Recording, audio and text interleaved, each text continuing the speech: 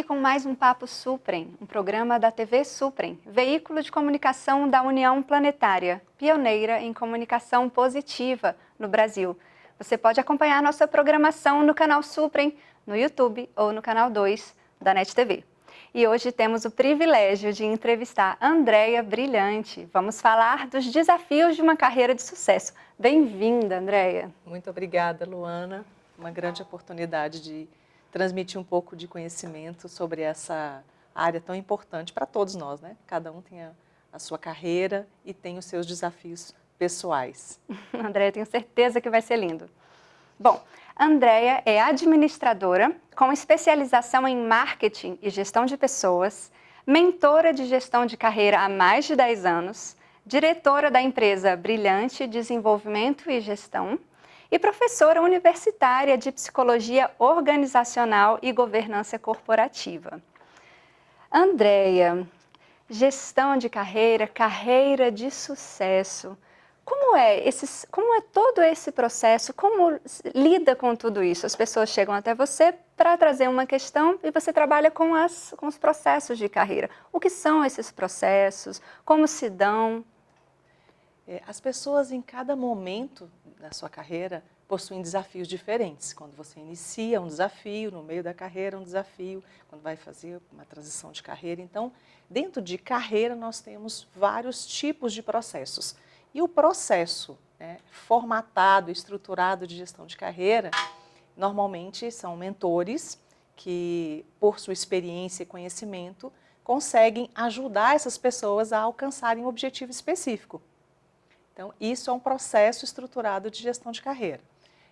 Dentro dessa estruturação, vamos dizer, quando eu recebo uma demanda de alguém, eu vou entender onde a pessoa está nesse momento, qual é o objetivo que ela possui e nós vamos traçar um plano de ação para que ela alcance esse objetivo. Normalmente de 10 a 12 sessões, uma vez por semana, que dura em torno de 2 meses e meio. E quando as pessoas buscam você para buscar uma ajuda, mesmo para você direcioná-las para que auxilie nessa carreira delas, como se dá o início? Os passos iniciais, como você aborda, como é esse início? Primeiro eu vou entender qual é a demanda. Se ela está no início da carreira, é o primeiro emprego, ela está em busca de uma recolocação profissional, então eu preciso ajudá-la desde a elaboração do currículo até participar de entrevista, de todas as etapas do processo seletivo. Se ela está num outro momento onde ela busca fazer transição de carreira, então eu vou entender qual que é o momento, vamos dizer assim, a trajetória que ela teve até aqui, quais os desafios que ela possui, para eu conseguir também ajudá-la a fazer esse plano de ação. Pode ser, por exemplo, que a pessoa quer empreender. Ela sempre trabalhou com carteira assinada e agora ela quer empreender. Então depende muito, Luana, da demanda que a pessoa possui. Mas quais são as principais situações? Tem situações que se repetem? Quais são as maiores demandas que surgem para você? Tem algumas demandas mais comuns, recolocação profissional, mas especialmente a transição de carreira. Nesse momento, de uns 2 anos para cá, ainda mais. E recolocação profissional e transição de carreira. Tem algumas características específicas que esses profissionais que buscam se desenvolver, alguma coisa que eles tenham que desenvolver e buscar mesmo um apoio, alguma característica que apareça em cada uma delas, uma competência técnica ou de comportamento específica que abarque todas elas? Temos alguns desafios, vamos dizer. Antes até um pouquinho das características, se me permite, nós temos o primeiro desafio é a pessoa entender o que ela quer. Às vezes ela sabe o que ela não quer.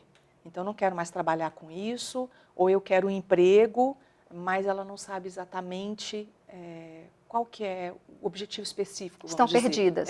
Ela tem um objetivo geral, mas ela não tem um objetivo específico. E dentro disso, às vezes ela não sabe como desenvolver as competências necessárias para aquele objetivo, que também depende da demanda. Uma competência comum, vamos dizer, a todas essas demandas que eu citei é a comunicação.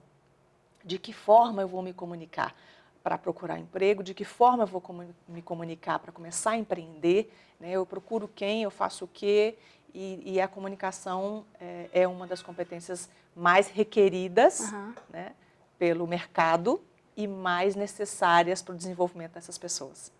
A gente sabe que comunicação assertiva é muito importante nessa relação interpessoal, nessa relação entre amigos, entre parceiros, relacionamento amoroso, trabalho, mas sobretudo num sucesso de carreira. Me fala um pouquinho sobre tudo isso. As pessoas confundem um pouco a comunicação assertiva com o fato de saber falar, né? de saber se comunicar, com oratória, vamos dizer. Então as pessoas pensam, não, mas eu não tenho problema nenhum em falar, se as pessoas perguntam, eu respondo, eu não tenho problema em dar feedback, né, quando é, por exemplo, uma pessoa que me procura com uma demanda de promoção. Eu tenho a expectativa de ter uma promoção para a liderança e eu preciso ser assertivo. E ela acha que ela tem uma comunicação muito boa. Então, quando eu trabalho nesse processo, durante as sessões, com algumas ferramentas específicas, né, testes de perfil comportamental, para entender como que ela se coloca, né, como que ela vende as competências que ela possui, como ela se vende, aí nós chegamos à conclusão juntos de que não é tão assertiva assim. Por isso que eu te falo que é uma das competências mais requeridas mesmo. E tudo isso é autoconhecimento. Essa comunicação assertiva, as pessoas acham que realmente se comunicam bem e não comunicam, mas também ajuda muito no autoconhecimento, até para si. As pessoas não se comunicam nem dentro da própria mente, né? Exatamente. Quando a pessoa pensa, mas o que é uma comunicação assertiva? É você conseguir transmitir para outra pessoa o que realmente precisa ser transmitido, principalmente pensando se ela vai internalizar o que você está passando. Então, é mais do que aquela técnica de receptor, emissor, né, do canal de comunicação. É muito mais. É você, primeiro, entender de pessoas. Como é que você se comunica se você não entende de pessoas? E entender de pessoas demanda algumas frentes, vamos dizer. Por exemplo, né, eu digo que são 4 frentes para uma comunicação assertiva. A primeira é em compreender, não é só tecnicamente, mas compreender como funcionam os diversos tipos de perfis. Né? Um perfil executor, ele age, ele pensa de forma diferente de um planejador, de um analista, de um comunicador. E quando você começa a compreender isso, fica muito mais fácil. Não necessariamente pensando que a outra pessoa vai fazer o teste para você saber. Pequenas observações, até numa conversa simples, é possível entender qual é o outro perfil. E para que isso serve? Para eu falar de acordo com o perfil da outra pessoa e não de acordo com o meu. Né? A outra questão baseado nisso, criar empatia. Então, como é que se cria empatia? Uma palavra tão comum que as pessoas às vezes até acham que me colocar no lugar do outro. É mais do que isso, né? Me colocar no lugar do outro, pensando e agindo como se o outro estivesse nessa situação, que fica um pouco mais difícil, né? Então, quando você compreende como é o mapa mental que nós falamos da outra pessoa, você fala de acordo com ele. E aí você cria o quê? Sinergia. Porque dentro, por exemplo, de alguns processos, quando o líder, né, atendo muito liderança e faço treinamento de desenvolvimento de líderes, qual que é o nosso foco para uma comunicação assertiva da liderança? É ele compreender como lidar com todos os tipos de perfis diferentes para um mesmo objetivo, criar essa sinergia para alcançar um mesmo objetivo, né? Porque ele sozinho não vai alcançar. E depois o rapport, que é uma palavra que nem todos conhecem, né? Mas rapport nada mais é do que você criar uma conexão, né, com a pessoa. Como é que você cria uma conexão se você não compreende todos esses passos? Então, a comunicação assertiva envolve tudo isso. E você falou de testes um pouquinho antes. Como são esses testes? Existem vários testes. Sim, tem testes, as pessoas conhecem bastante os testes vocacionais, né, que são testes antigos, mas é muito mais do que isso. Né? Tem os testes psicológicos, então, por exemplo, eu dou aula, né, na psicologia organizacional, e aí são testes específicos psicológicos. Mas tem um teste de perfil comportamental, onde nós conseguimos saber, por exemplo, tem um teste chamado sistema representacional. O que é isso? É a forma como as pessoas aprendem, como elas recebem informação, como elas codificam e aprendem. Então, imagina que um líder vai lidar com um perfil que é auditivo, que é um perfil que gosta das informações estruturadas. Quando você vai dar o feedback, ele é mais centrado e ele precisa dessas informações estruturadas. E o perfil visual, que é um perfil mais rápido, ele pega mais rápido, ele aprende mais rápido, ele não tem muita paciência com muitas informações. E o sinestésico, que aprende fazendo. Então, imagina que o líder, se ele falar de acordo com a linguagem de cada um, a comunicação dele vai ser muito mais assertiva, né? Tem um outro teste que é a parte do comportamento. Como é que as pessoas se comportam? Que são os bichos, né? São os pets. Eu não gosto de falar dos bichos, mas os pets. Então, o tubarão, ele é focado em resultado, ele é rápido, ele é um pouquinho trator, vamos dizer assim. O gato, ele é mais de fazer junto, ele trabalha em equipe, ele pensa mais no outro, ele gosta do consenso. O lobo, ele é o metódico, ele é o estruturado. Então, lidar com o ser humano é uma complexidade linda, né? Mas é uma complexidade. Então, saber lidar com cada um desses tipos de perfis que me dá, esses testes me dão a informação, né, de como é cada um. Claro que nenhum teste define 100% uma pessoa, mas ajuda muito para que eu seja mais assertiva na minha comunicação. Andréia, que fantástico, estou adorando conversar com você, mas a gente vai para um breve intervalo no nosso canal Suprem. Daqui a pouco a gente volta já. Tá ótimo.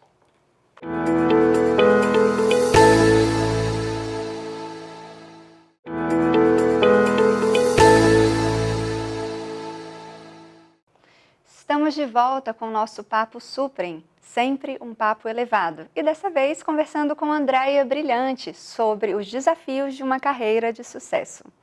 Andréia, dando continuidade à nossa conversa, estávamos falando sobre carreira de sucesso e eu quero que você nos diga os passos para a gente conseguir uma carreira efetivamente de sucesso. Tá. Independente do momento que cada um esteja, tem 4 passos importantes, como se fosse um projeto, né?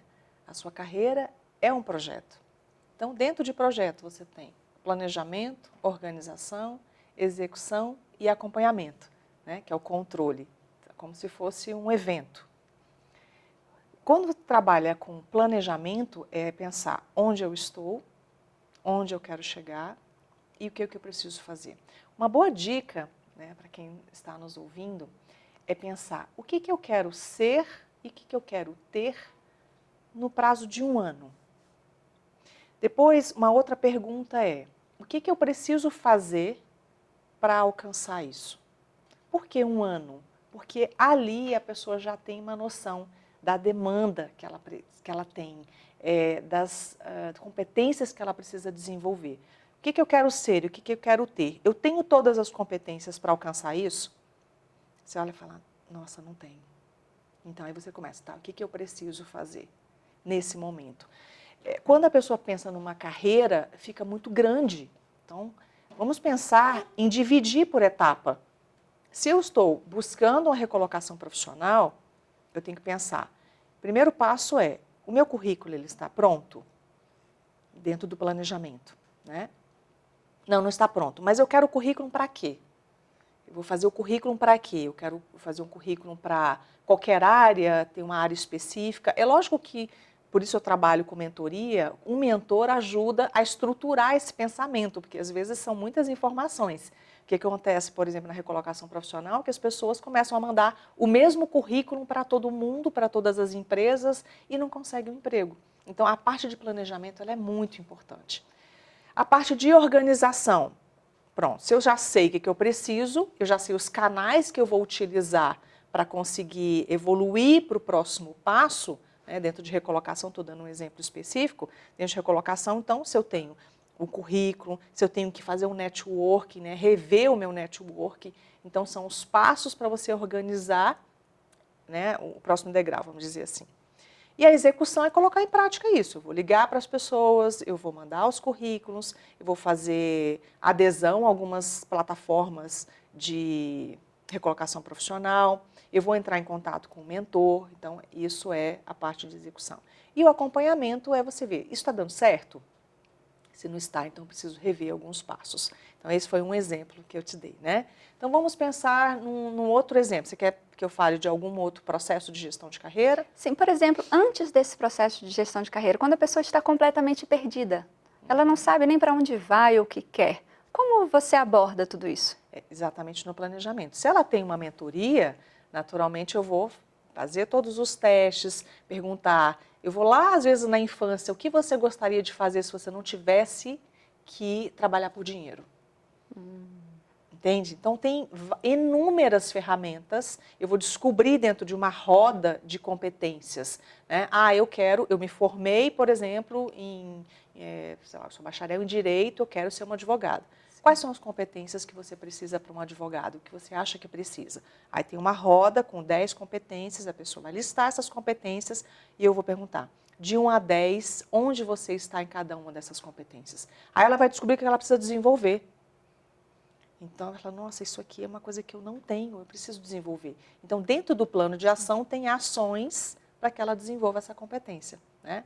Então, descobrir o que você quer, né? Não é o que você não quer, é onde você quer chegar, é o grande, vamos dizer assim, o grande desafio de qualquer gestão de carreira, né? Porque, aí eu vou até te contar uma situação pessoal. Por que hoje eu trabalho com gestão de carreira? Porque eu não tive isso.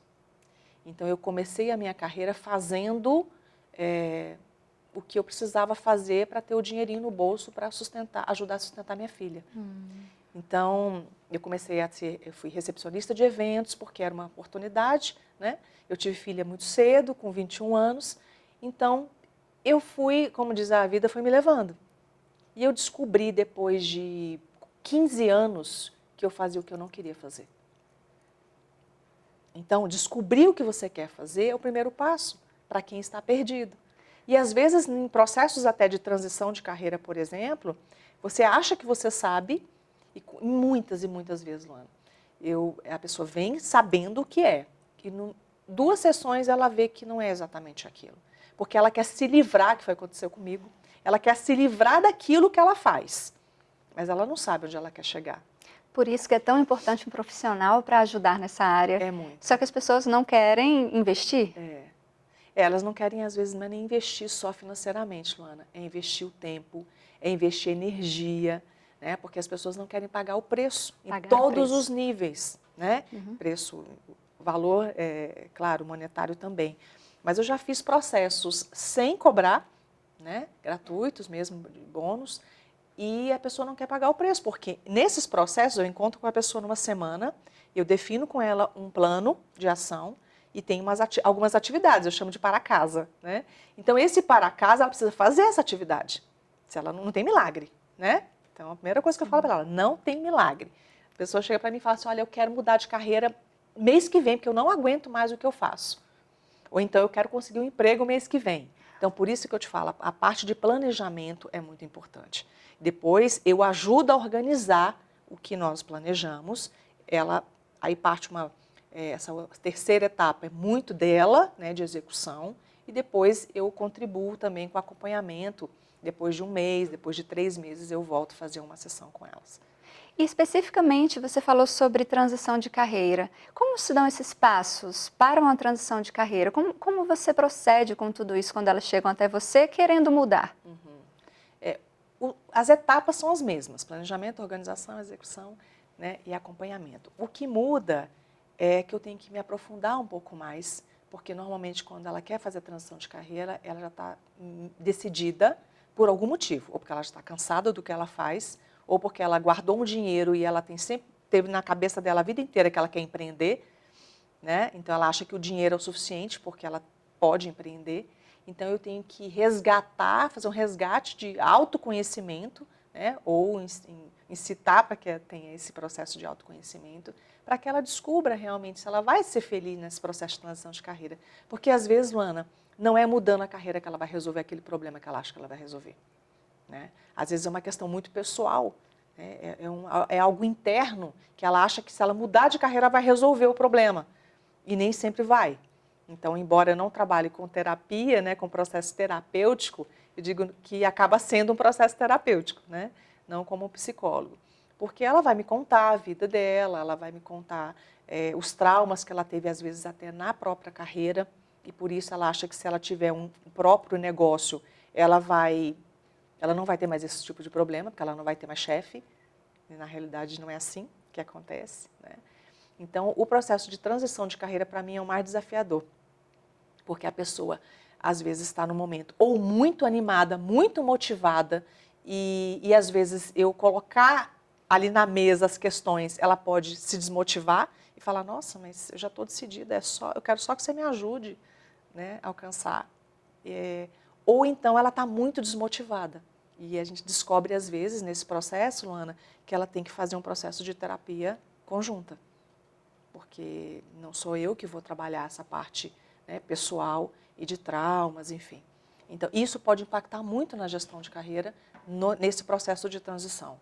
Então, para quem busca a transição de carreira, a primeira coisa é entender o porquê eu quero fazer a transição de carreira. Exatamente porque lista, né? Porque eu quero ganhar mais, porque eu não quero mais ter chefe. E aí você conversa com alguém que empreende, por exemplo, tá? Num processo de empreender. Conversa com alguém que está onde você quer chegar e procure entender quais são os desafios que essa pessoa enfrentou. Para saber, primeiro, você está disposto a enfrentar esse desafio? Porque qualquer processo que você enfrente de gestão, né, para fazer essa gestão de carreira, tem desafios muito maiores do que normalmente as pessoas imaginam. Mas quando você tem um porquê muito forte, os desafios ficam menores, né? Quando eu penso, porque quando a pessoa, por exemplo, ela está dentro de casa, ela tem toda a mordomia, todo o conforto, ela não precisa cozinhar, não precisa passar, não precisa nada. Mas ela tem tão forte que ela quer ter a independência dela, que quando ela vai morar sozinha, isso fica um peso menor. Então, a mesma coisa é o processo de transição de carreira. Ela está indo completamente para um novo, né? Verifica, está de acordo com os seus valores? Eu consigo pagar o preço durante um tempo? Eu me planejei, por exemplo, financeiramente? Então, tem várias questões dentro do planejamento que nós abordamos, né? Eu tenho as competências, eu fiz um planejamento financeiro que eu consigo esperar, né? Porque às vezes você tem que ganhar um pouco menos para conseguir alcançar aquele objetivo. Dentro de, por exemplo, de empreender, você vai ter um tempo para retorno desse valor, você vai ter que fazer tudo muito sozinha por um tempo antes de ter sua equipe. Então, tem muitas questões, sabe? Por que é tão delicada essa questão de gestão de carreira? Porque ela é muito personalizada, né? E um profissional ajuda por isso. É essencial, é essencial. E a gente vê realmente muita gente perdida em todo esse processo e não quer, de fato, pagar o preço, nem de buscar alguém. E, Andréia, como é que as pessoas buscam você? Como é que a gente consegue te encontrar para que você ajude nesse processo todo? Tá. Eu tenho duas frentes, né? Eu sou consultora de empresas e sou mentora de gestão de carreira. Então, as pessoas que querem realmente fazer esse processo, e aí eu já digo o seguinte, né? Não só para mim. Esse processo é para quem está no momento assim, agora vai ou vai. Eu quero fazer, sabe? Então, quando a pessoa chega para mim assim, disposta realmente a, entre aspas, naturalmente, pagar o preço, eu vivencio isso junto com ela. Então, ela pode me achar no Instagram como Brilhante Carreira, né? Pode achar no LinkedIn como Andréa Brilhante. E, enfim, é uma área que eu gosto muito, que eu amo muito, justamente porque eu defini uma missão para mim. Eu posso falar minha missão? Deve. A minha missão é contribuir para que pessoas físicas e jurídicas encontrem o seu propósito de maneira sustentável, equilibrada e lucrativa no menor tempo possível. Então, o meu apoio é isso, para que as pessoas, não sou eu que vou fazer pela pessoa, eu vou dar o norte. Andréia, que fantástico tudo isso. Muito obrigada. Obrigada a você. Por todas essas informações que você nos trouxe. Eu espero que tenha tocado também o coração das pessoas, assim como tocou o meu. Minha gratidão. E aqui estamos finalizando nossa entrevista com Andréia Brilhante. Mais uma vez, muito obrigada. E vocês podem acompanhar nossa programação no canal Suprem, no YouTube. Acompanhe também nossas redes sociais, no Instagram da União Planetária e no canal 2 da NET TV.